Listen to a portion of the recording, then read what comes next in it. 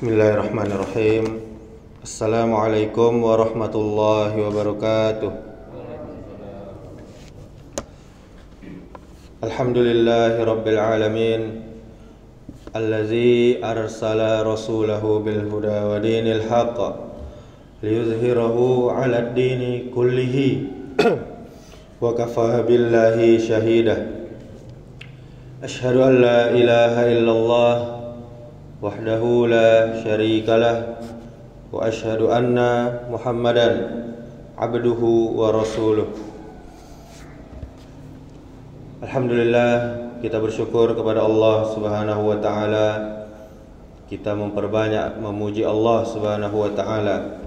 Sampai saat ini Allah selalu melimpahkan nikmat-Nya yang begitu banyak untuk kita.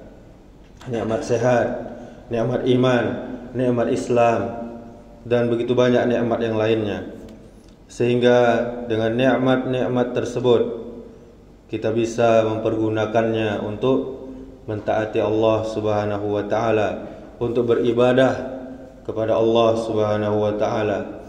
Sebagaimana untuk itulah kita diciptakannya. Wa ma khalaqtul jinna wal insa illa liya'budun. Tidak aku ciptakan jin dan manusia kecuali untuk beribadah kepadaku. Firman Allah dalam surah Az-Zariyat ayat 56. Kemudian salawat serta salam semoga selalu tercurahkan untuk junjungan kita, suri tauladan kita, yakni Nabi Muhammad sallallahu alaihi wasallam, dengan mengucapkan Allahumma salli wa sallim wa barik ala Muhammadin wa ala alihi wa ashabihi ajma'in. Mudah-mudahan salawat kita bersambung kepada keluarga Nabi, kepada para sahabat Nabi, dan juga kepada orang-orang yang mengikuti sunnah-sunnah Nabi sampai hari kiamat kelak. Kaum muslimin, kaum muslimat, jamaah salat subuh yang dimuliakan Allah Subhanahu wa taala. Pada kesempatan kali ini kita akan membahas tentang surah An-Nasr. Surah An-Nasr dikenal juga dengan sebutan surah At-Tawdi'. Surah yang berjumlah 3 ayat ini disepakati oleh para ulama sebagai surah Madaniyah. Apa surah Madaniyah? Yaitu surah yang turun setelah peristiwa hijrah Rasulullah sallallahu alaihi wasallam ke kota Madinah, dan termasuk surah yang akhir-akhir diturunkan. Dalilnya yaitu dari Ubaidillah bin Abdullah bin Utsbah. Dia berkata, Ibnu Abbas radhiyallahu anhu bertanya kepadaku, engkau tahu surah terakhir dari Al-Quran yang turun secara keseluruhan? Kemudian ia menjawab, ya, Iza jaa nasrullahi wal fath. Beliau menjawab, engkau benar.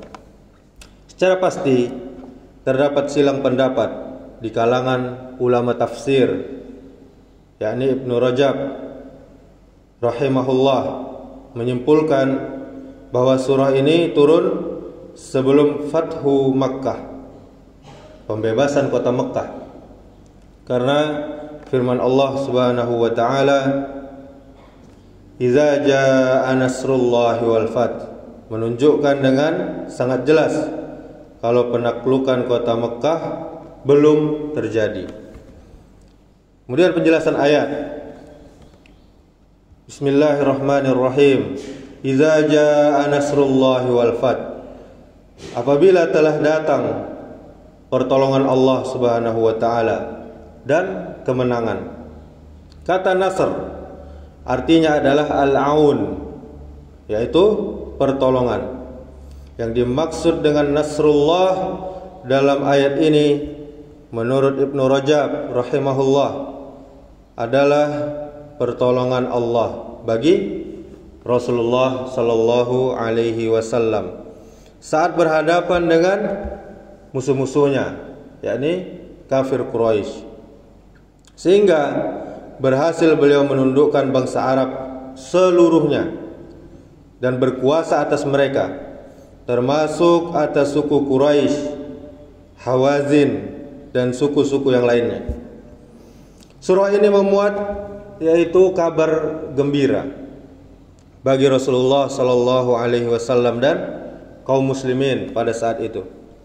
Kabar gembira ini berupa pertolongan Allah Subhanahu wa taala bagi Rasulnya dan peristiwa penaklukan kota Mekah dan masuknya orang-orang ke agama Allah, yakni Islam, dengan berbondong-bondong, beramai-ramai. Dalam menjelaskan pengertian ayat ini, Syekh Abu Bakar Al-Jazairi mengungkapkan, jika telah datang pertolongan Allah Subhanahu wa taala bagimu wahai Muhammad, hingga engkau berhasil mengalahkan para musuhmu di setiap peperangan yang engkau jalani, dan datang anugerah penaklukan, yaitu penaklukan kota Mekah, Allah Subhanahu wa taala membukanya bagi dirimu sehingga menjadi wilayah Islam yang sebelumnya merupakan daerah orang-orang kafir, daerah kekufuran, yang mana di sana banyak terjadi penyembahan kepada berhala-berhala. Adapun pengertian Al-Fathu pada surah ini adalah Fathu Mekah, yakni penaklukan kota suci Mekah. Ibnu Katsir rahimahullah berkata, yang dimaksud dengan Al-Fathu yaitu Fathu Mekah. Ini merupakan sebuah pendapat yang sudah bulat. Kemudian ayat selanjutnya, wa ra'aitan nasa yadkhuluna fi dinillahi afwaja, dan kamu lihat manusia masuk agama Allah, masuk Islam dengan berbondong-bondong. Disebutkan dalam Sahih Al-Bukhari dari Amr bin Salimah, dia berkata, dahulu bangsa Arab menunggu-nunggu Al-Fathu, menunggu-nunggu penaklukan kota Mekah. Untuk apa? Untuk memeluk Islam. Mereka bertanya, biarkanlah dia, yaitu Rasulullah sallallahu alaihi wasallam dan kaumnya, jika beliau menang atas mereka, berarti dia memang seorang nabi, berarti dia memang seorang yang jujur. Ketika telah terjadi penaklukan kota Mekah, setiap kaum bersegera memeluk agama Islam, dan ayahku menyegerakan keislaman kaumnya sallallahu alaihi wasallam. Kemudian kaum muslimin, kaum muslimat, jamaah subuh yang dirahmati Allah Subhanahu wa taala. Menurut Imam Al-Qurtubi, peristiwa tersebut terjadi ketika kota Mekah berhasil dikuasai oleh Rasulullah sallallahu alaihi wasallam. Bangsa Arab berkata, bila Muhammad sallallahu alaihi wasallam berhasil mengalahkan para penduduk kota Mekah, padahal dulu mereka dilindungi oleh Allah dari pasukan gajah, maka tidak ada kekuatan bagi kalian untuk menahannya. Maka mereka pun memeluk Islam secara berbondong-bondong. Tidak berbeda dengan keterangan tersebut, Ibnu Katsir juga memberikan penjelasan. Saat terjadi peristiwa penaklukan kota Mekah, orang-orang memeluk agama Allah, agama Islam secara berbondong-bondong. Belum lewat 2 tahun, Jazirah Arab sudah tersirami oleh keimanan, dan tidak ada simbol di seluruh suku Arab kecuali simbol-simbol Islam. Kemudian ayat ini juga menandakan bahwa kemenangan akan terus berlangsung bagi agama ini dan akan semakin bertambah saat dilantunkannya tasbih. Semua umat Islam terus lisannya bertasbih kepada Allah, bertahmid, memuji Allah, beristighfar dari Rasulullah sallallahu alaihi wasallam. Ini merupakan bentuk syukur dan juga faktanya yang kemudian dapat kita jumpai pada masa khulafa ar-rasyidin, yaitu Abu Bakar, Umar, Utsman dan Ali radhiyallahu anhum ajma'in, dan generasi setelah mereka. Pertolongan Allah Subhanahu wa taala itu akan berlangsung terus-menerus sampai Islam masuk ke daerah yang belum pernah dirambah oleh agama lainnya. Dan ada kaum yang masuk Islam tanpa pernah ada yang masuk ke agama lainnya. Ini adalah kemuliaan agama Islam. Sampai akhirnya dijumpai adanya pelanggaran pada umat ini terhadap perintah Allah Subhanahu wa taala, sehingga mereka dilanda bencana, musibah, malapetaka, yaitu berupa perpecahan dan terkoyaknya keutuhan mereka. Kemudian ayat selanjutnya, fasabbih bihamdi rabbika wastaghfirhu innahu kana tawwaba. Maka bertasbihlah dengan memuji Rabbmu dan mohonlah ampun kepadanya, sungguhnya Dia adalah Maha penerima taubat. Kata Imam Al-Qurtubi dalam tafsirnya, jika engkau salat, maka perbanyaklah dengan cara memuji Allah atas limpahan kemenangan dan penaklukan kota Mekkah. Mintalah ampunan kepada Allah Subhanahu wa taala. Inilah keterangan yang beliau rajihkan.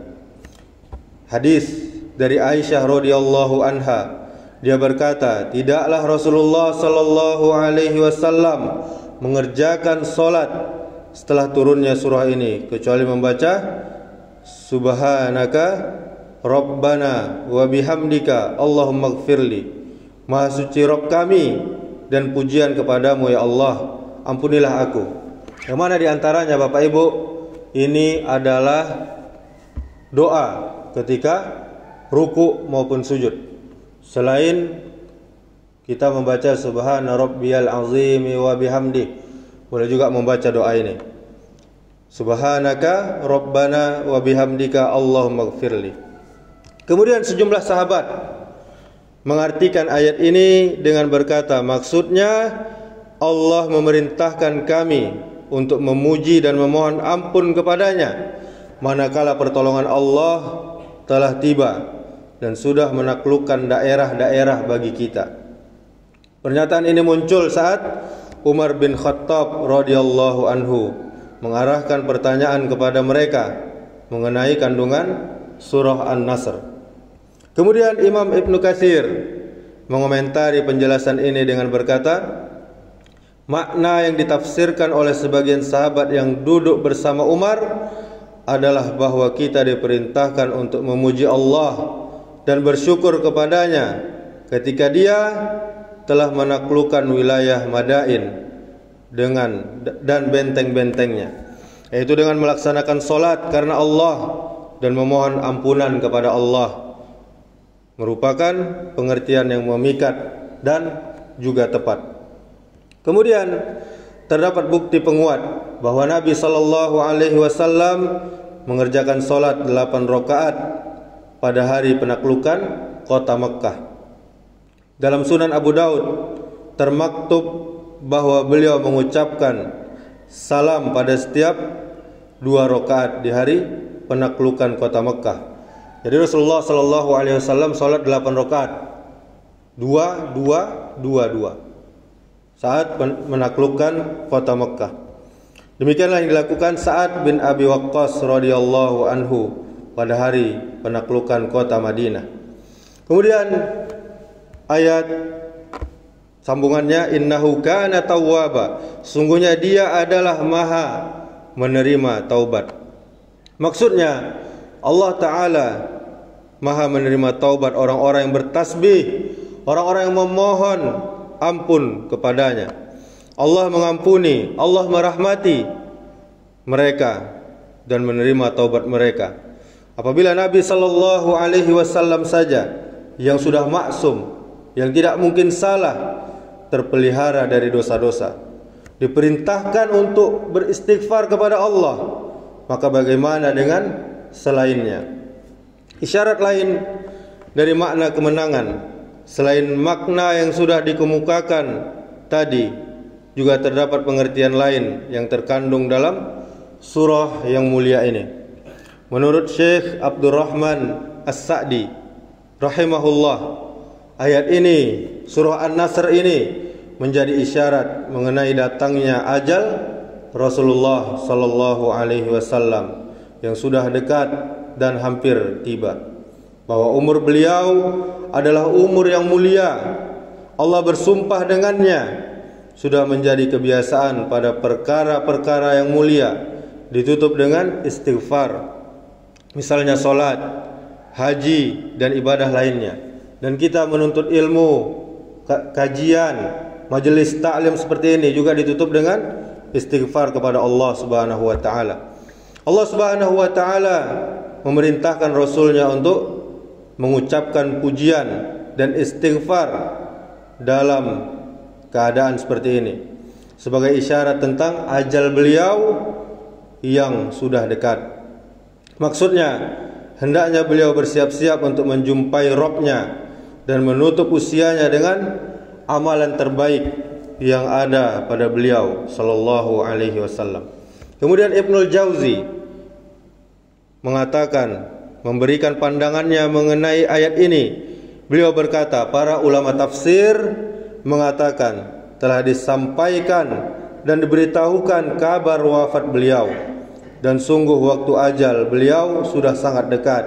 Maka diperintahkan untuk bertasbih dan beristighfar guna menutup usia dengan tambahan amalan soleh.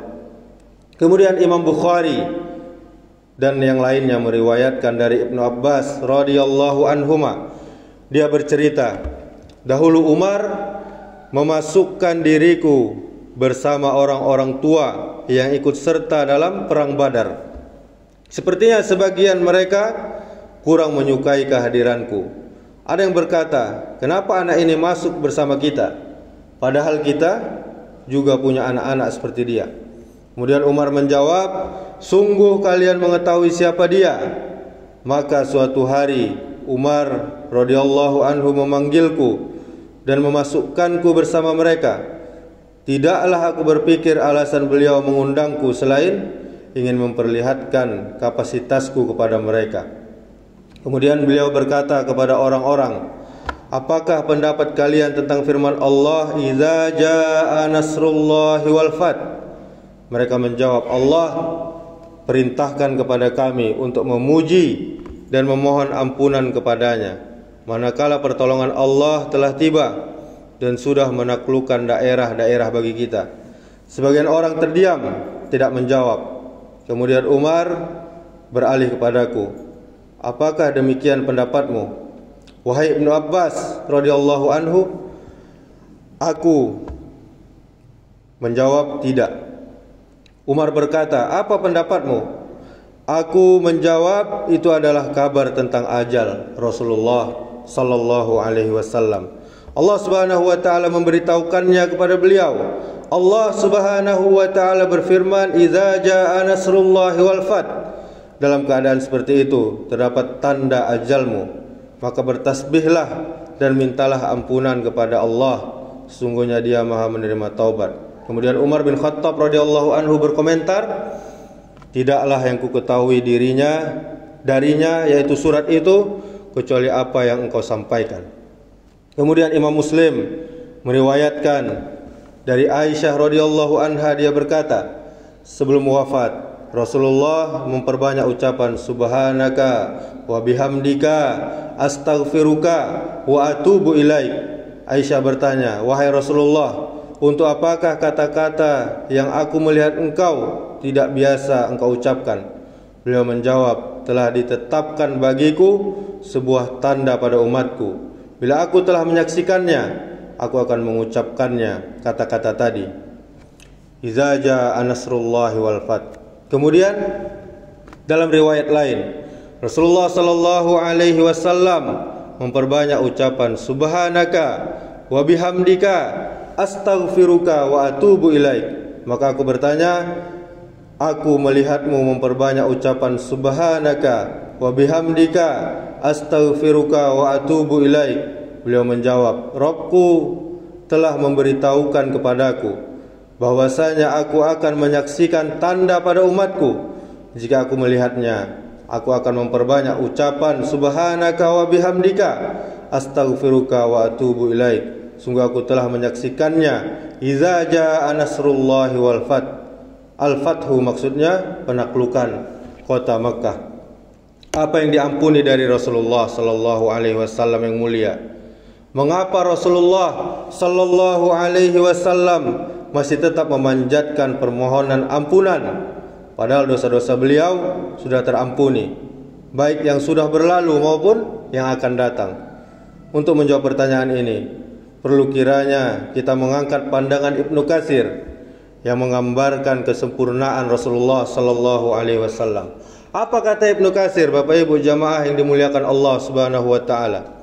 Pada seluruh urusannya, beliau sallallahu alaihi wasallam berada di dalam ketaatan kepada Allah, berada di dalam kebaikan, berada di dalam istiqomah yang tidak terdapat pada manusia yang lain, baik dari kalangan orang-orang terdahulu maupun generasi yang akan datang. Beliau sallallahu alaihi wasallam adalah manusia yang paling sempurna secara mutlak dan pemimpin manusia di dunia dan juga di akhirat. Kemudian Al-Qadhi Ibnul Arabi mengatakan alasannya, para ulama hadis meriwayatkan bila Rasulullah sallallahu alaihi wasallam berdoa, beliau memanjatkan doa yang berbunyi, Allahumma ghfirli khati'ati wa jahli wa israfi fi amri wa ma anta a'lamu bihi minni. Allahumma ghfirli jiddi wa hazli wa khata'i wa amdi wa kullu zalika indi. Allahumma ghfirli ma qaddamtu wa ma akhartu wa ma asrartu wa ma a'lantu wa ma anta a'lamu bihi minni. Antal muqaddimu wa antal muakhiru wa anta ala kulli syai'in qadir. Ya Allah, ampunilah kesalahanku, kebodohanku, sikap berlebihanku dalam seluruh urusanku, dan yang Engkau lebih mengetahuinya. Ya Allah, ampunilah kesalahan-kesalahanku, kesengajaanku dan kebodohanku, gurauanku, semua itu ada pada diriku. Ya Allah, ampunilah apa yang sudah aku kerjakan dan apa yang belum aku kerjakan, apa yang aku sembunyikan dan apa yang aku tampakkan. Engkaulah zat yang mendahulukan dan menempatkannya pada tempatnya, dan Engkau zat yang mengundurkan dan menempatkannya pada tempatnya, dan Engkau maha kuasa atas segala sesuatu. Selanjutnya Ibnul Arabi berkata, semua itu ada pada diriku, begitu banyak. Adapun Rasulullah sallallahu alaihi wasallam beliau terbebas dari segala kesalahan. Hanya saja beliau sallallahu alaihi wasallam menganggap amalan pribadinya sangat sedikit, beda dengan kita. Beramal sedikit tapi menganggap banyak. Lantaran begitu besarnya curahan nikmat yang Allah Subhanahu wa taala berikan kepada beliau sallallahu alaihi wasallam. Beliau sallallahu alaihi wasallam memandang kekurangan dalam menjalankan hak kenikmatan tersebut dengan beribadah sebagai dosa-dosa. Sementara dosa-dosaku aku lakukan dengan penuh kesengajaan, tak acuh, dan merupakan pelanggaran yang nyata. Semoga Allah Subhanahu wa taala masih sudi membukakan pintu taubat dan menganugerahkan perlindungannya dengan karunia-Nya, kemurahan dan rahmat-Nya. Tiada Rabb selain Allah Subhanahu wa taala. Kemudian Imam Qurtubi selain mengemukakan alasan yang tadi, beliau juga membawakan beberapa keterangan lain bahwa maksud permohonan ampun Rasulullah sallallahu alaihi wasallam ada 3, yaitu pertama, memintakan ampunan bagi umatnya. Kemudian yang kedua, istighfar merupakan ibadah yang harus selalu dikerjakan, bukan untuk memohon ampunan, akan tetapi untuk ta'abbud, untuk ibadah kepada Allah Subhanahu wa taala. Kemudian yang ketiga, untuk mengingatkan umat beliau agar jangan merasa aman dari dosa-dosa sehingga meninggalkan istighfar. Sebab-sebab diturunkan ampunan Allah Subhanahu wa taala itulah tadi. Kemudian kaum muslimin, kaum muslimat, jamaah yang dirahmati Allah Subhanahu wa taala, apa pelajaran yang kita dapat? Banyaknya anugerah Allah yang dikaruniakan kepada umat Islam. Kewajiban untuk bersyukur manakala nikmat tercurahkan, di antaranya dengan sujud syukur. Kemudian kewajiban untuk selalu beristighfar setiap saat. Basahi lisan kita untuk istighfar pada Allah. Demikianlah, semoga yang kita kaji ini bermanfaat, menambah ilmu kita, menambah iman kita, dan menambah takwa kita kepada Allah Subhanahu wa taala. Subhanakallahumma bihamdika asyhadu an la ilaha illa anta astaghfiruka wa atubu ilaik. Wassalamualaikum warahmatullahi wabarakatuh.